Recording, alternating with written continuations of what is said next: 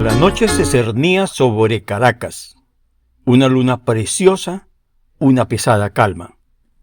Las fuerzas de inteligencia de Estados Unidos habían estado haciendo un trabajo minucioso en Venezuela para ubicar exactamente dónde estaba el dictador Maduro. Se infiltraron dentro de la guardia que protegía al dictador. Se trabajó construyendo túneles y vías de acceso y de escape a las 3 viviendas que definitivamente se había confirmado que eran las usadas por Nicolás Maduro para pasar las noches. El dictador cambiaba cada noche de ubicación. La noche en que la luna y el clima eran aliados para la operación, conocieron que estaría en Miraflores. En horas de la madrugada, la energía eléctrica fue suspendida. Sus habitantes, al estar durmiendo, no lo notaron. Desde el océano partieron solo 8 helicópteros.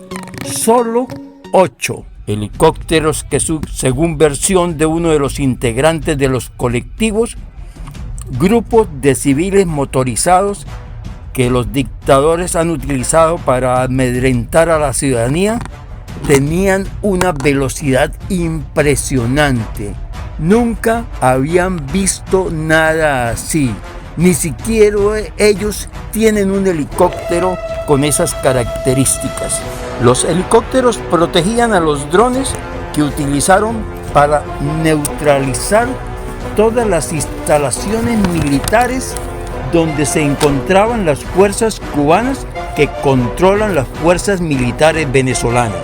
Bombardearon dichas instalaciones con una precisión quirúrgica sin dañar a ningún civil. Escuchemos el relato del integrante de los colectivos. Capitulamos, no tenemos opción, ¿no? Tienen más tecnología, mucho más armamento, no estamos preparados. Aquí hoy estaba la gente regresando los fusiles que se entregaron voluntariamente, la gente no quiere saber nada. Fuimos neutralizados, toda la fuerza que teníamos para responder no funcionó. Ellos apagaron todo el sistema eléctrico, tumbaron los radares, tumbaron todos los iglas. La gente tenía miedo, uno solo que agarró un igla y cuando él lo disparó inmediatamente el dron lo detectó y bueno, fallecieron. Nos mataron a todos de un solo bombazo. Aquí en el 23 de enero solamente 8 helicópteros, dijeron ellos. Y fue verdad, pues nada más fueron 8 helicópteros y 20 hombres. 20 hombres que mataron a 200 hombres, bueno, 32 de un solo puñazo, más de poco de guante que disparaban más de 300 balas, bueno, por minuto. Unos armamentos que los tipos son demasiado rápidos, tenían una vaina que a mí me hicieron botar, yo botaba sangre por la nariz, no sabía de qué era, fue un pito que sonó en toda Caracas y hacía que la gente botara sangre por la nariz, por los oídos, no podíamos movernos, nos inmovilizó ese pito. Dicen que es lo que llaman la onda expansiva sónica. Como dijimos nosotros, ellos no pelearon limpio, ellos pelean de las alturas, que son drones. Venezuela nunca ha entrenado contra un dron, nosotros no tenemos drones, no tenemos tecnología.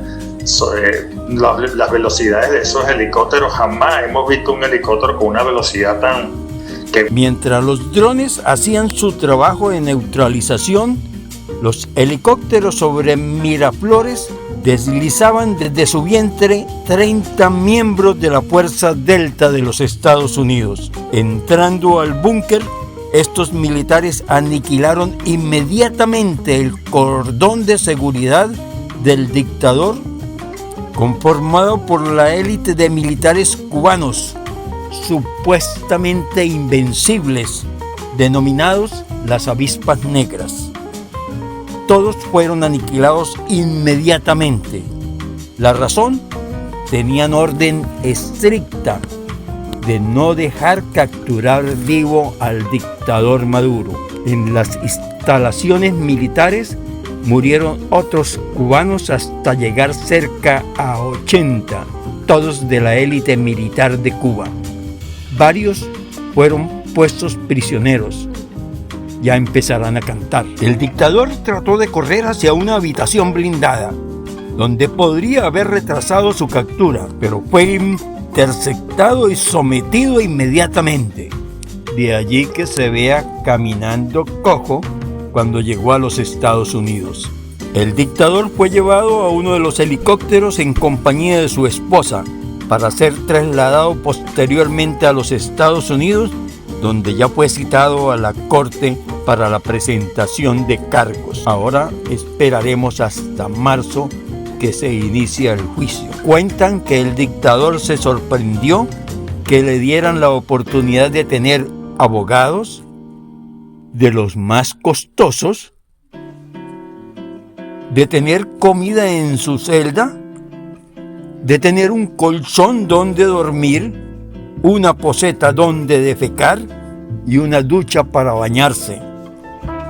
Privilegios que ninguno de los presos políticos de Venezuela nunca han tenido, porque estas celdas del helicoide albergan hasta 6 presos al mismo tiempo, defecan delante de sus compañeros en bolsas, duermen 3 horas turnándose porque el espacio no permite que todos duerman al mismo tiempo. Esperemos que la justicia se cumpla.